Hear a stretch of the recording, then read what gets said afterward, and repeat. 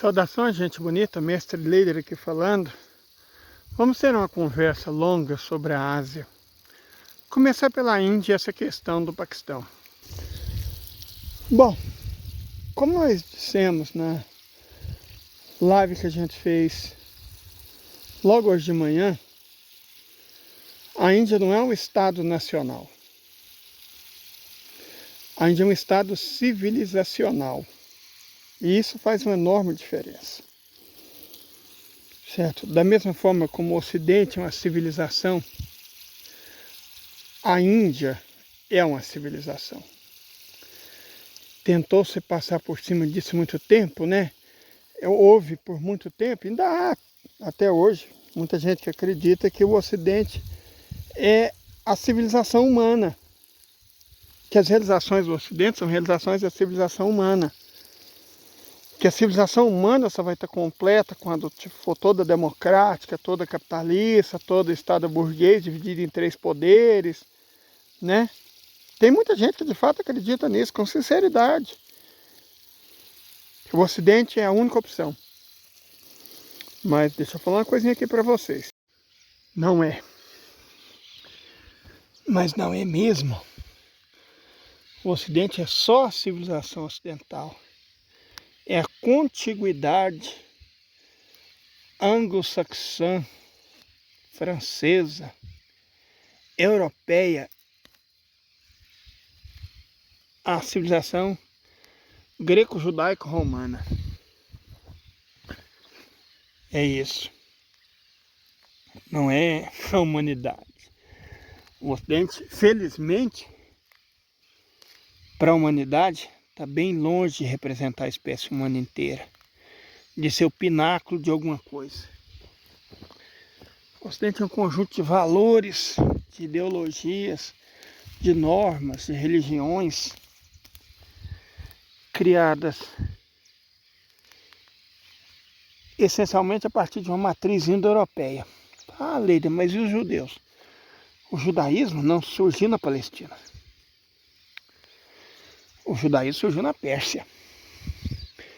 A religião dos hebreus era o javismo, que era politeísta, inclusive.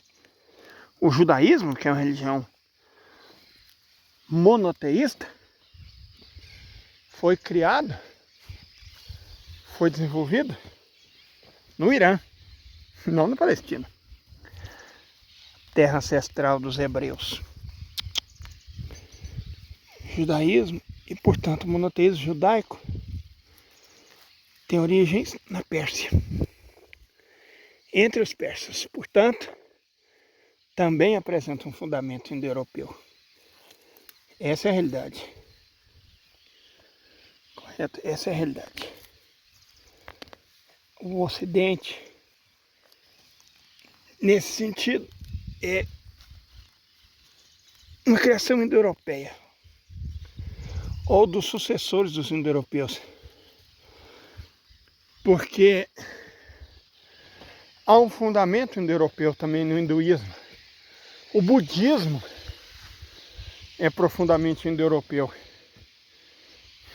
Não é à toa que os chineses consideram o taoísmo e o confucionismo como parte da civilização chinesa, mas não dão um pio sobre o budismo, porque eles entendem que o budismo não é chinês, o budismo é indo-europeu.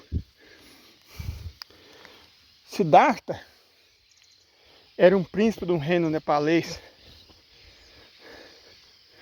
e era príncipe porque representava a raça pura ariana. Não é à toa que muitos símbolos do budismo e do nazismo são parecidos. Não é à toa que o Adolf mandou gente dele visitar o Himalaia. Não é à toa que o feudalismo tibetano foi provavelmente uma das formas mais desprezíveis de organização humana do século XX. Procure saber a história do Tibete antes do povo tibetano ser libertado pela China. Façam isso e vocês vão entender de fato as origens do budismo e por que que os chineses não consideram o budismo como ancestral à civilização deles. Correto? O budismo, o hinduísmo, apesar das raízes hinduístas serem anteriores aos indo-europeus, o judaísmo, o cristianismo, a civilização russa, todas bebem de sangue indo-europeu, né? De raízes indo-europeias. A civilização chinesa não. Nem a civilização polinésia, as civilizações andinas, as civilizações mesoamericanas, as civilizações amazônicas, as civilizações africanas, enfim. O mundo tem muitas civilizações. Cada civilização é uma maneira de ver o mundo, de ver-se a si mesmo, de entender-se enquanto membro de um povo. Cada civilização. Correto? Então, isso posto, a Índia, como a Turquia, a Rússia, a China, o Japão, a Coreia, a Indonésia, a Tailândia, Mianmar, não são estados nacionais. Reitero, porque esse é um ponto importante. O próprio Vietnã não é um estado nacional. São estados civilizacionais. Sim, existiu e ainda existe uma civilização vietnamita. O povo mais magro do mundo. Onde não há obesos, não existe gordo vietnamita. Porque a civilização deles valoriza a prodigalidade e o trato na comida, no cuidado com a alimentação. Então, a civilização vietnamita é uma. A civilização tailandesa, aproximada, é outra. Tem o Mianmar também, que tem a própria civilização burmesa, né? De ordem e origem tibetana. A Índia, se a gente entende ela quanto Estado Nacional, a gente já começa entendendo errado. Nossa, eu tenho que tirar uma... Agora não, porque ontem eu não reguei as plantas e eu tenho medo delas ficarem secas. Mas na parte da tarde eu vou vir aqui dar um limpa nesse excesso de plantinha que tem no meio das minhas. Mas voltando. Então, se a gente entende Índia quanto Estado Nacional, entende errado. Se a gente entende Índia quanto Estado Nacional, ela surge em 1949, depois que se liberta do imperialismo britânico. E aí a Índia fica sendo um paísinho que não tem 80 anos. Você iguala a Índia ao Estado de Israel. E você iguala Índia e Paquistão. Isso é um equívoco enorme. Por quê? Se de um lado a Índia é um estado civilizacional, o que é o Paquistão? O Paquistão é uma entidade ilegítima criada pelos britânicos para levar o caos e o inferno no subcontinente indiano, que é mais ou menos o papel que a Ucrânia tem no leste da Europa, que o Estado de Israel tem no Oriente Médio, que a Eritreia tem no chifre da África, que a Nigéria tem no Golfo da Guiné, que a Tanzânia tem no leste do continente africano, sabe? Embora a Tanzânia tenha uma certa legitimidade, mas a parte ocupada sul da Península Coreana tem no Extremo Oriente, que Taiwan tem em relação à China. É uma dessas criações anglo-saxônicas para levar inferno para a Cisânia, certo? É isso que é, essencialmente, o Paquistão. O Paquistão, esse Qual que é o nome, gente? Daquele personagem criado pelo Dr. Frankenstein. Que Frankenstein não é um moço, vocês sabem, né? Frankenstein é o doutor. Igor. Frankenstein é o Igor. O Paquistão é o Igor. Criado a partir de pedaços. Nossa, gente, oh meu Deus do céu, fica difícil a gente amar a natureza com as saracuras insistindo em arrancar meus pés de alho todo santo dia, gente. Que é isso? As plantas já estão grandes e as saracuras ainda vêm aqui. Casa inferno nas minhas plantinhas. Todo santo dia, não tem um dia que eu não veja. Até quando essas saracuras vão vir aqui? Difícil. Mas voltando, esquece a saracura.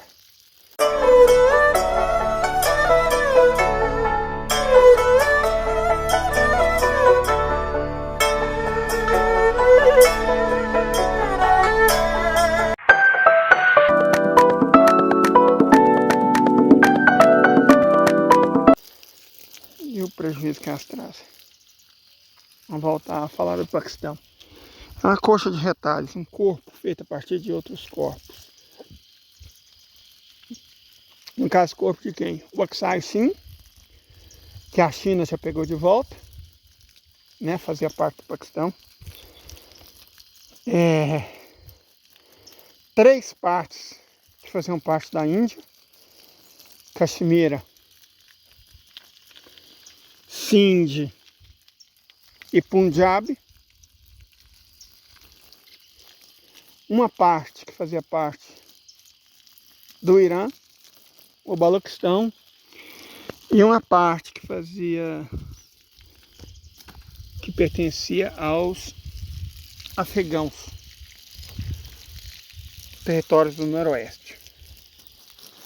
Então o Paquistão foi uma nação inventada pelos britânicos, especificamente por Lord Mountbatten, para impedir que a civilização indiana formasse um único país e os ameaçasse, né?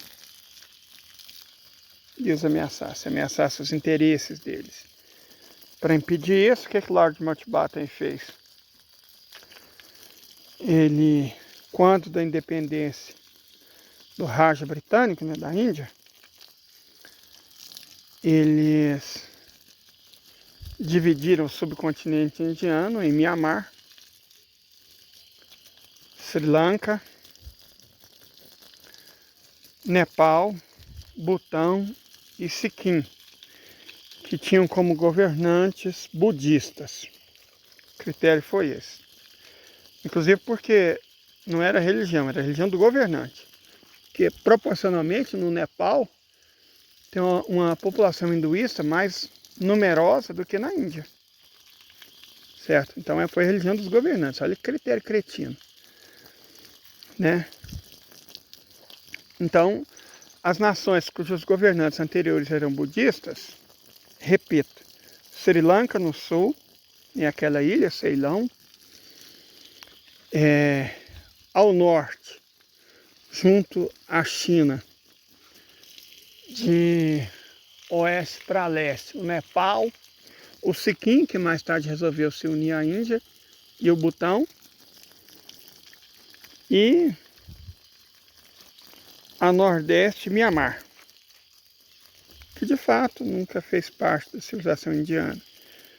Um estado de existência justa. E nações muçulmanas: as Maldivas e o Paquistão, que tinha 2 porções, que depois de uma guerra na década de 1970, se transformaram em Paquistão Ocidental, que é o atual Paquistão mesmo, e Paquistão Oriental, que veio a se tornar Bangladesh. As nações cujos governantes eram hinduístas eram essencialmente 2: a Índia e Hyderabad, que o governo indiano logo tratou de anexar. Né? O governo indiano anexou Hyderabad, depois anexou Sikkim, porque historicamente sempre foram partes da Índia, né? Então, é justo que tal tenha se dado. Mas o Paquistão, Bangladesh, vá lá, era a parte ocidental de Bengala, né? A antiga Bengala, inclusive o Bengali é o sétimo idioma mais falado do mundo, mais falado que o próprio português, para dizer a verdade. Bangladesh era a parte de Bengala, onde a maior parte da população era muçulmana. E isso justificou que ele fizesse parte do antigo Paquistão, no entender do britânico colonizador imperialista Lord Mountbatten. Certo? O liberal que organizou a independência da Índia não foi que conquistou, foi que organizou para os britânicos, né, que fez o serviço sujo para os britânicos, Mohandas Gandhi. Ele concordou com isso, porque ele achava que a paz era mais importante. A paz, uma paz baseada na injustiça, na mentira, no colonialismo, no imperialismo, para ele era mais importante. Então ele concordou com isso. Ele achou que estava justo, que a Índia deveria corresponder àquelas regiões em que originalmente o governante era hinduísta. Por que eu não... Na verdade eu não suporto Gandhi. Por causa disso. Um traidor liberal. Como Fernando Henrique Cardoso, Ataturk. Sabe? Um desses caras que babam pelo Ocidente, que sonham em ser aceitos pelos ocidentais, um desses mestiços, cujo sonho é ser aceito como ocidental, né? Fazer parte. O cachorro que vigia a casa do dono, como se fosse a dele, e acha que faz parte da casa, né? Tinha um termo para isso, no colonialismo brasileiro, escravo de Jó, né? O que era escravo de Jó? Era escravo da casa grande, que fazia serviços domésticos. O Malcolm X falou sobre. Não era escravo de Jó que chamava nos Estados Unidos. Mas Malcolm X falou sobre a instituição que também existia lá. O escravo da casa, que comia o resto dos senhores e defendia os senhores mais do que a própria gente. Uma coisa meio que Capitão do Mato. Isso foi o Gandhi, Capitão do Mato. Quando ele falava, não lata, não mordam cães. Não mordam, porque morder é feio. Eu aprendi estudando no Ocidente que morder é muito feio. Que morder é feio demais da conta, olha. Um grão aqui, talvez se eu replantar ele ainda nasce. Oremos, né? Morder é muito feio, não sei o que. Vamos fazer como o norte-americano do passado, Thoreau fez. A resistência pacífica, não violência. Vamos responder aos nossos opressores com a não violência. Eles nos matam, nos roubam, nos genocidam, nos violentam. Mas a gente vai responder de maneira pacífica, porque nós somos superiores a eles. E toda essa bobagem, né?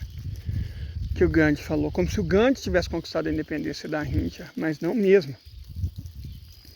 O fato do Gandhi ser incensado pelo Ocidente inteiro, ter filmes sobre ele, documentários sobre ele, textos laudatórios sobre ele, cara, prova que ele é qualquer coisa, menos um exemplo positivo para nós, os filhos da opressão. Certo? Ele não é mesmo um exemplo positivo para nós. O Ocidente querer nos empurrar como se fosse, é mais ou menos o que o Ocidente faz com outra pessoa que acabou traindo o próprio povo, Nelson Mandela. Passou 20 anos na prisão em vão.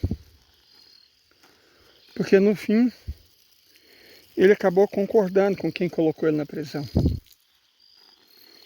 Certo? Ah, o Mandela era um cara tão bom, aham. Bom para quem?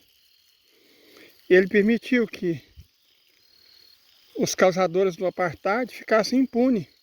Igual os responsáveis pela ditadura militar no Brasil ficaram impunes. Os causadores do apartheid sul-africano ficaram impunes, cara, graças ao Mandela. Ah, ele libertou o povo sul-africano. Não. Quem está libertando o povo sul-africano é o Ramaphosa, que está implantando uma reforma agrária no país. O Ramaphosa está libertando o povo sul-africano, não o Mandela. Certo?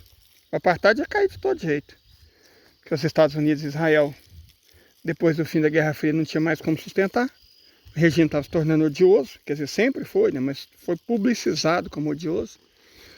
Então, o regime do apartheid ia cair de toda forma. O Mandela foi o cara que impediu que na queda do apartheid, os antigos opressores se machucassem. Esse é o papel do Mandela. Impedir que os antigos opressores se machucassem. Foi para isso que ele serviu. Né? Mandela foi o Gandhi sul-africano. Mandela foi o Fernando Henrique Cardoso sul-africano. É isso. Então, a história, como eles nos contam, como nos contam os livros e as apostilas de escolas particulares, editadas no Reino Unido, no Canadá, nos Estados Unidos, ou seja, por eles, dão para a gente a impressão que Mandela foi o melhor ser humano do mundo. Que o Gandhi foi outro ser humano excepcional do mundo, praticamente um santo. Aham, com certeza. Com certeza. Certo? Com certeza. Foram santos. Então, voltando ao assunto, a fundação da Índia desconsiderou a civilização indiana. Isso que é o fato. A Índia civilizacional é toda aquela terra dominada pelos britânicos, menos o Aksai Chin, que de fato era a China, Mianmar, Burma, né, que de fato era uma realidade à parte, e só. Até o Sri Lanka, Índia. Então Nepal é Índia. Butão não, Butão é outra realidade. Certo, Butão é outra realidade. Certo, Butão é outra história. Mas Nepal é Índia. Como o Paquistão é Índia. A diferença é que o Nepal nunca chegou a ser uma colônia, né? Era um protetorado. Então justo. Num certo sentido. Agora o Paquistão não. O Paquistão fazia parte da mesma colônia que a Índia. O Paquistão devia fazer parte da Índia, menos as regiões que não pertenciam à civilização indiana, que é o Baloquistão, repito, o Baloquistão é Irã, nunca devemos nos esquecer disso. O Baloquistão é Irã. Nossa, as coisas que sobraram foram bem poucas. Né? E os territórios do Noroeste, que são o Afeganistão. Resumidamente e reiteradamente, o Paquistão é coxa de retalhos. O Paquistão não existe. A maior parte do Paquistão, 170 dos 230 milhões de paquistaneses, são e sempre foram Índia. Os 60 milhões que não foram, que nunca foram, que não são, que são aqueles que atualmente residem nos territórios do Noroeste e no Baloquistão, que voltam a fazer parte dos países dos quais vieram. Mas é por isso que o Ocidente apoia o Paquistão. Não é só porque ele é uma fonte de desgraça, de inferno, de contenda, de discórdia. É porque, pensa bem, o Baloquistão tem o quê? Uns 16, 17 milhões de habitantes? Então, se o Baloquistão volta para o Irã, que já tem 95 milhões de habitantes, o Irã passa a ter o quê? 110, 112 milhões de habitantes. Fica ainda mais poderoso. Se os 43 milhões de habitantes dos territórios do Noroeste, de afegãos étnicos, voltam para o Afeganistão passa a ser uma nação de quase 80 milhões de habitantes. Então se torna muito poderoso. E se os 170 milhões de paquistaneses que são indianos voltam para a Índia, bom, aí sim, aí nós entendemos o terror do Ocidente. Por que eles precisavam do Paquistão? Por que eles precisam do Paquistão? Por que eles inventaram o Paquistão? Porque aí a Índia passa de um país de 1 bilhão 450 milhões de habitantes para um país de 1 bilhão e 620 milhões de habitantes. Ela se torna muito poderosa. Foi o pesadelo que os britânicos sempre tentaram evitar. Uma Índia forte, uma Índia unida. Uma civilização indiana ciente de si mesma. Foi por isso que foi criado o Paquistão, para impedir isso. Certo? Então, diante disso, o Narendra Modi, nossa gente, aqui aquela muda ali já morreu. Vão morrer todos, se essas formigas não morrerem antes. Hoje eu joguei veneno pela segunda vez, meu fornecido acabou.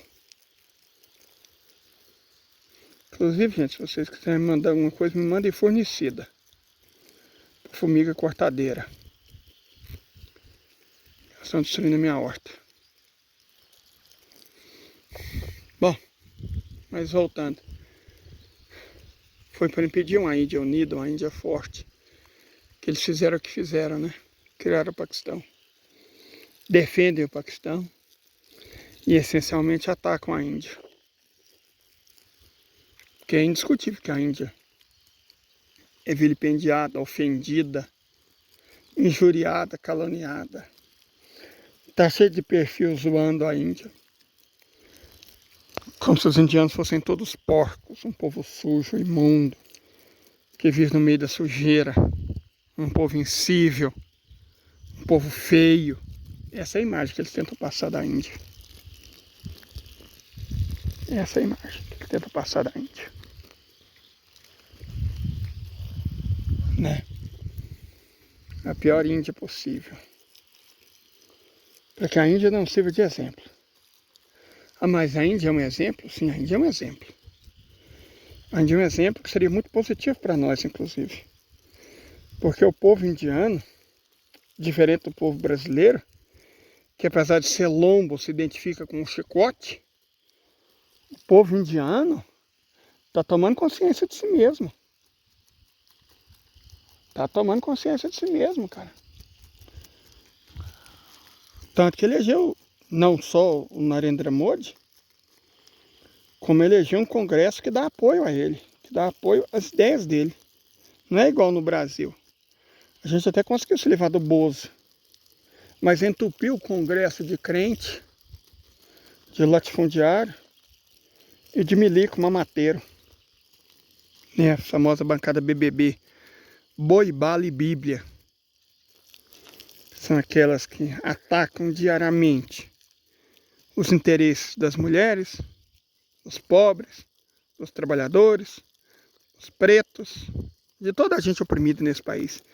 E quem elege essa bancada BBB? Essencialmente mulheres, pobres, trabalhadores, pretos. A mesma gente que é oprimida vota nos opressores. É a coligação barata na luta pela eleição do chinelo. Isso que nós temos. Barata na luta pela eleição do chinelo. Né? As baratas votando no chinelo.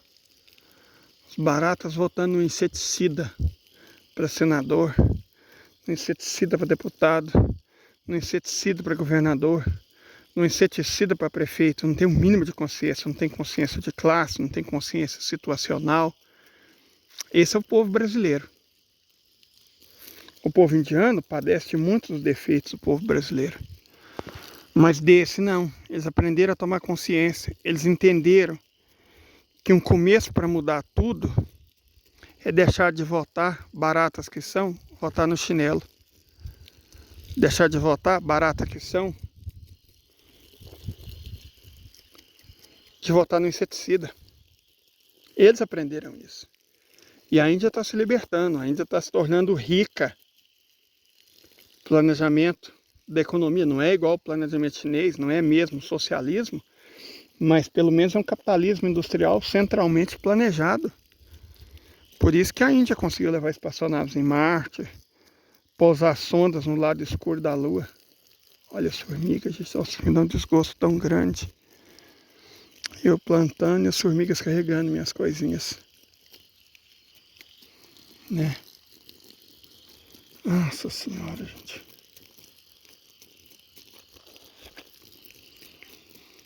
Mas é isso. O Paquistão tem uma função. E aí, para encerrar aqui, para não ficar um vídeo muito longo, deixa eu falar uma coisa para vocês. E o Modi, Leida? E o Modi? Modi é o Lula? Não, Modi não é o Lula.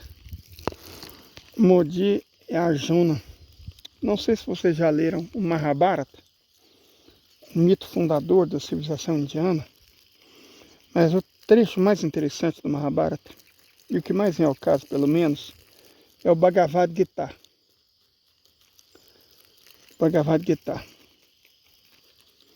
Bhagavad Gita conta uma história interessante, que com certeza o Modi deve saber de cor, deve ter ouvido pela primeira vez quando não sabia nem falar. E com certeza ele conhece cada letra. Bhagavad Gita é um cântico que conta a história de Arjuna, um príncipe de uma família muito nobre, que foi destinada por Krishna a fazer uma grande e definitiva guerra. E na história, Arjuna, o príncipe, está conversando com Krishna, Deus. E Arjuna lamenta. Bhagavad Gita é uma lamentação. Arjuna lamenta. Porque se ele for para a guerra, ele não lamenta que pode morrer. E ele acabou morrendo de fato. Não. Ele lamenta que pode matar. E não só matar, tirar vidas. Não, tirar a vida de pessoas da família dele, dos irmãos dele, dos amigos dele, dos companheiros dele, dos camaradas dele, de gente igual a ele. E aí Krishna, no Bhagavad Gita, explica que a existência é um instante e ao mesmo tempo é a eternidade. Ele não deve se concentrar no instante. Ele deve se concentrar na responsabilidade dele diante da eternidade. E que sim, de fato, ele pode morrer. E acabou morrendo. E que sim, de fato, ele certamente mataria os antigos companheiros, os antigos amigos, a família, os irmãos. De fato. De fato. Mas essa era a missão dele. Por isso que ele nasceu no mundo.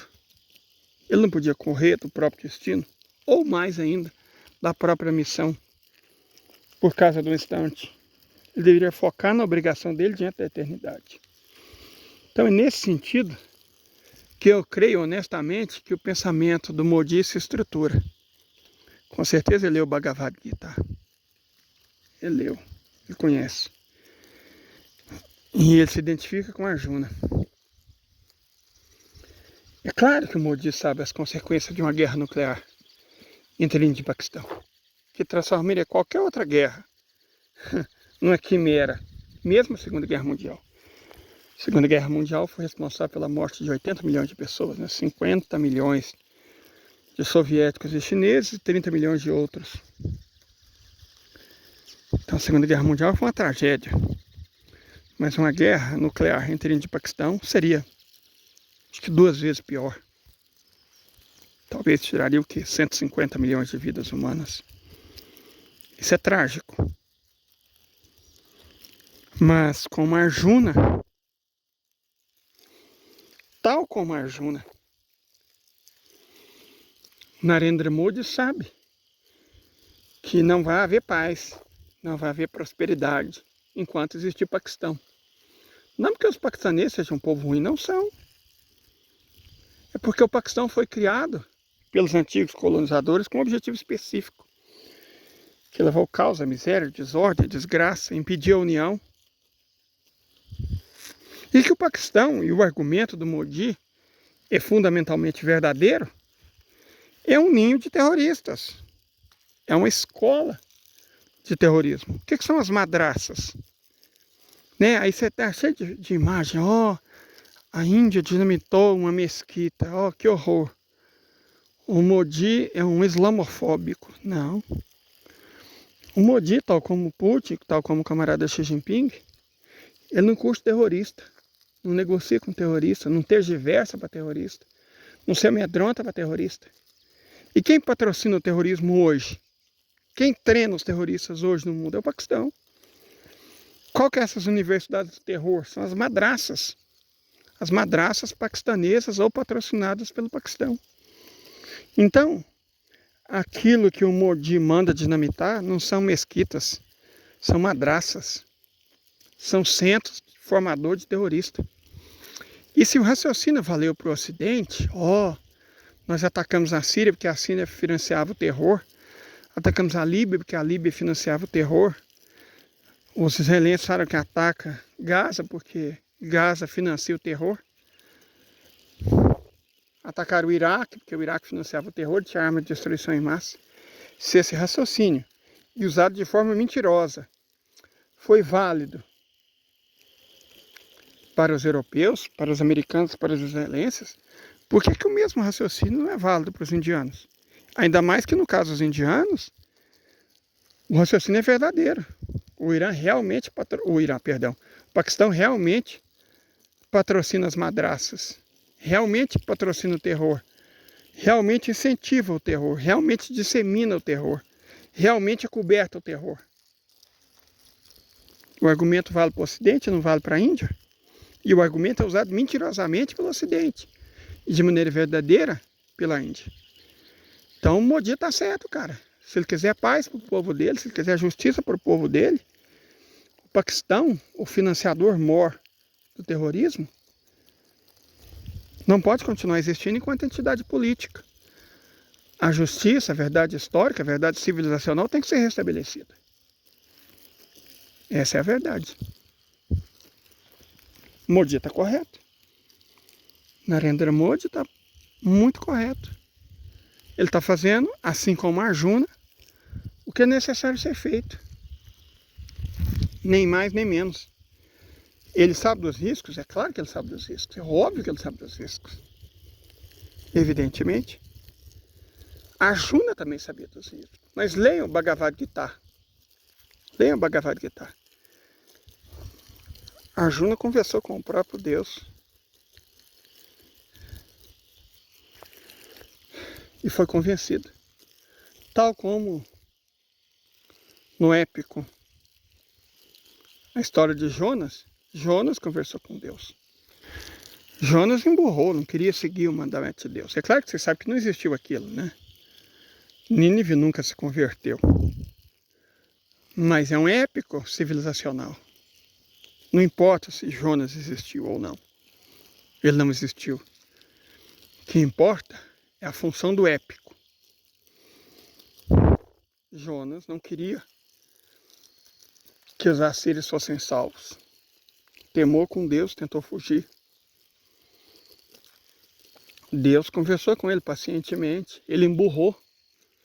Jonas emburrou debaixo de uma árvore. Estava emburrado, não quero. Não é justo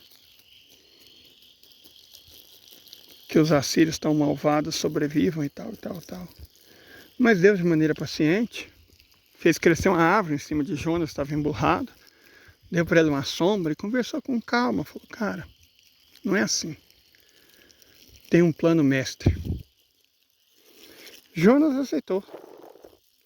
Como Arjuna aceitou. É uma missão. Não é nem um destino, é uma missão. E uma missão não se pode negar, né? Foi dada pelo próprio Deus.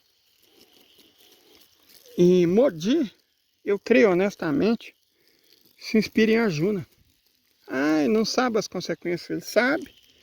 Mas ele também entendeu as consequências de não fazer nada, de deixar o Paquistão simplesmente continuar existindo, continuar financiando o terror, construindo madraças, patrocinando atentado terrorista em todo canto e matando pessoas inocentes. Ele sabe o que tem que ser feito e ele parece disposto a fazer.